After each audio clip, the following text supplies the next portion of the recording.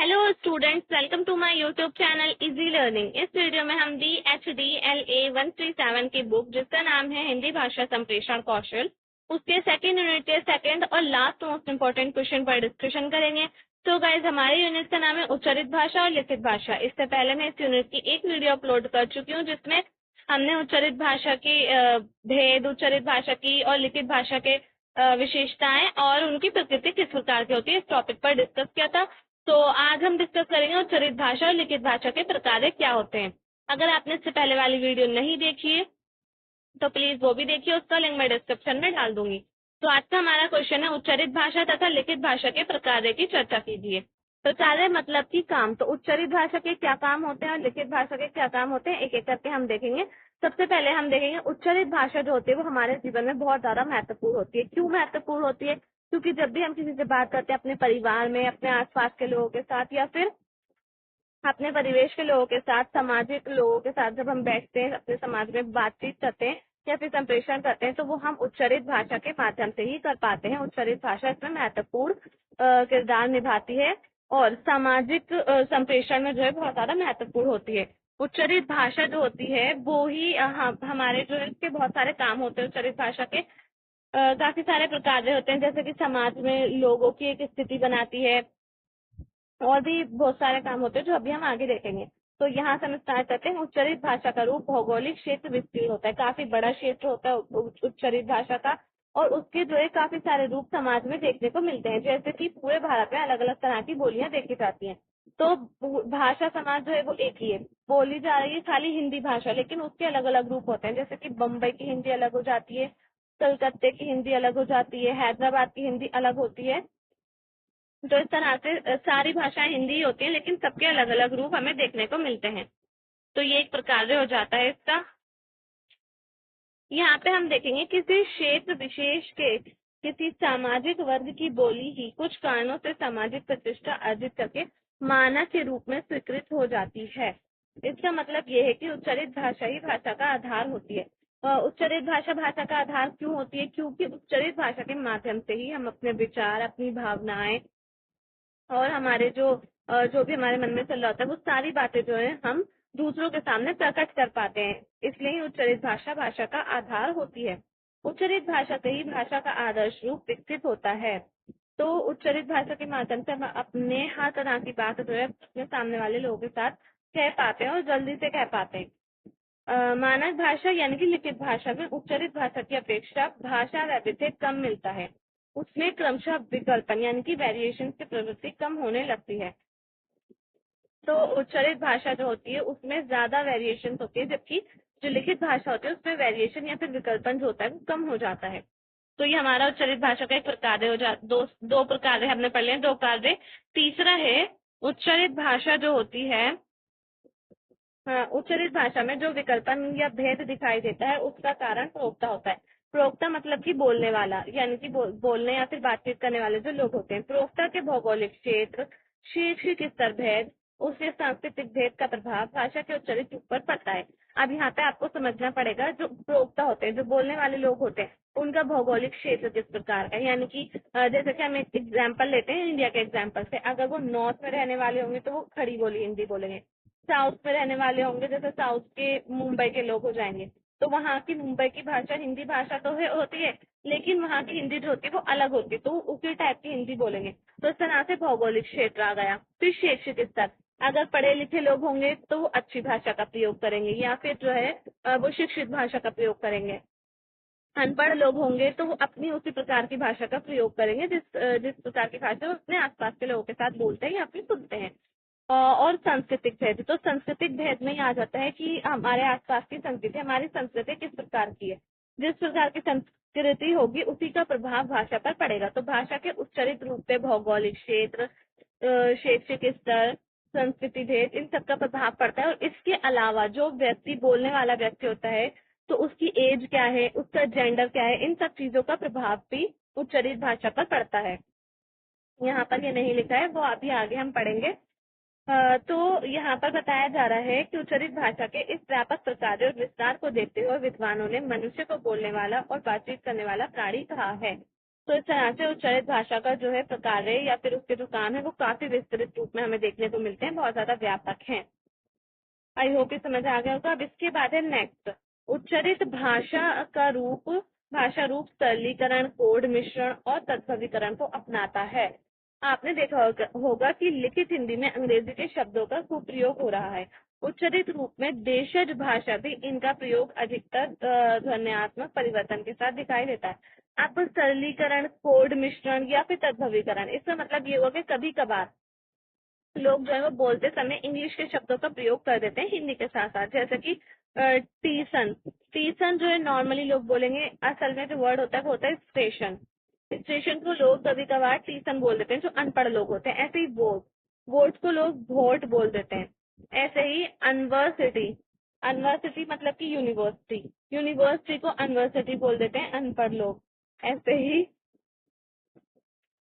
ही engineer को यहाँ पे लिखा है इंजीनियर, डॉक्टर को डाकदर, पेंशन को पिंसन। तो इस तरह के शब्दों का प्रयोग किया जाता है।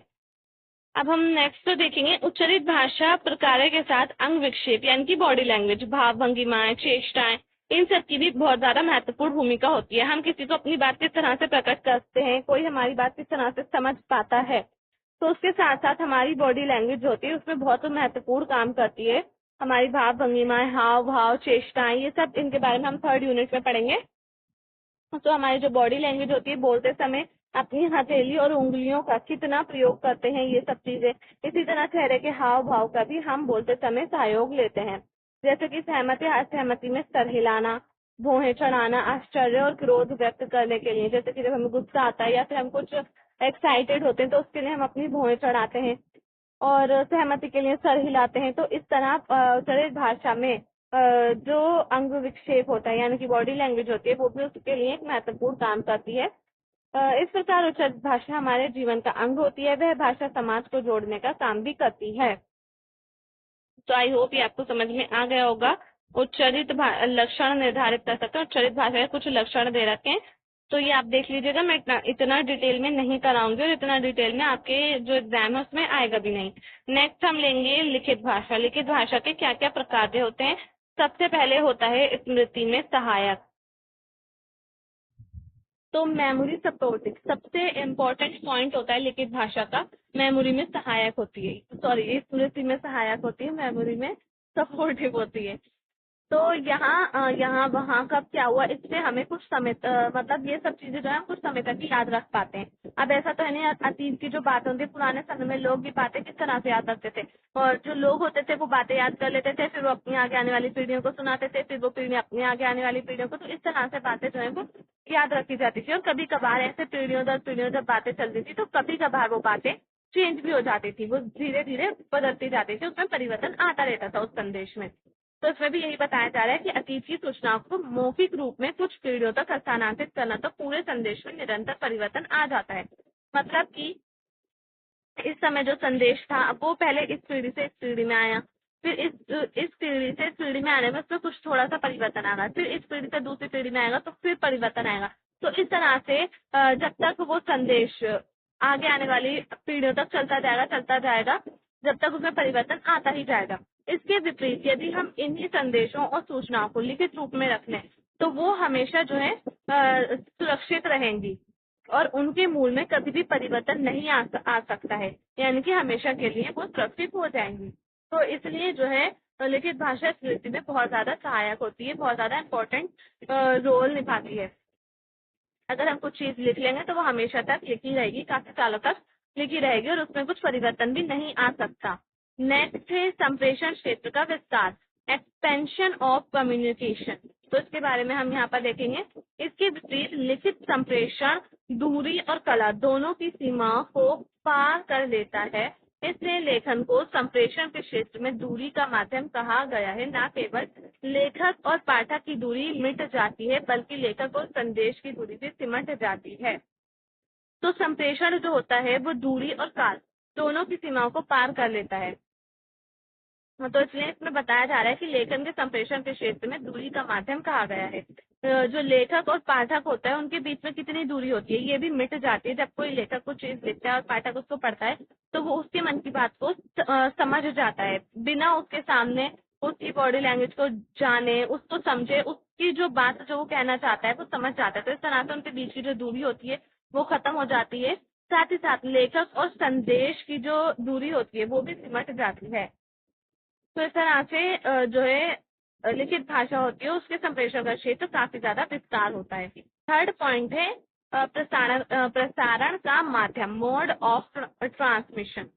तो हम ये देखते हैं लिखित भाषा का भाषा रूप की यह विशेषता है कि उसे प्रसारण माध्यम के रूप में स्थापित करती है, प्रसारण के रूप में स्थापित की जाती है। इससे ये स्पष्ट होता है कि मौखिक संदेश अपने श्रोता तक पहुंचने के तुरंत बाद ही समाप्त हो जाता है, जबकि लिखित संदेश एक वस्तु की तरह लंबे समय तक सुरक्षित रहता है। अब जैसे कि मान लीजिए हमने कोई बात बोली और आपने सुनी और कुछ समय बाद आप वो भूल जाएंगे। जैसे कि मैं अभी आपको पढ़ा रही हूँ, इसी बुक में से पढ़ा रही हूँ, जो मैं बोल रही हूँ वो बातें आप शायद कुछ समय तक आपको याद रहे और फिर उसके बाद भूल जाए आप।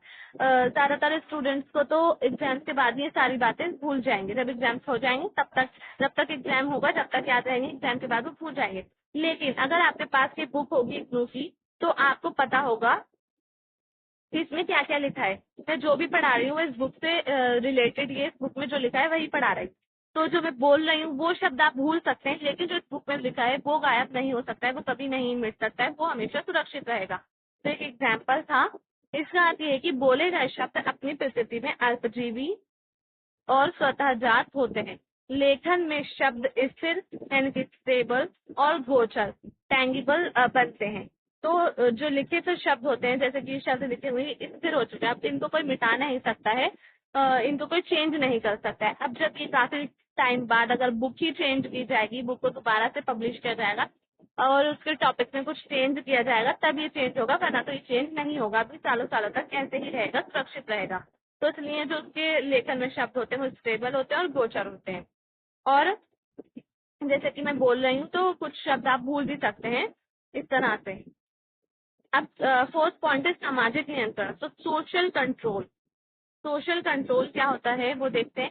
लेखन में स्थायित्व का दूसरा महत्वपूर्ण पक्ष है उसमें सामाजिक व्यवहार को नियमित और नियंत्रित करने की शक्ति होती है। तो लेखन जो होता है उसमें सामाजिक व्यवहार नियमित और नियंत्रित रहता है। अब वो कैसे रहता है ये हम देखते हैं। यदि आप सरकारी कार्यालय के काम काज को देखें तो आप ये तो आप ये तो आपको आप ये मुझे लिखित रूप में दीजिए। Can I have this in writing जैसे अभिव्यक्तियों का प्रयोग में मिलेंगी।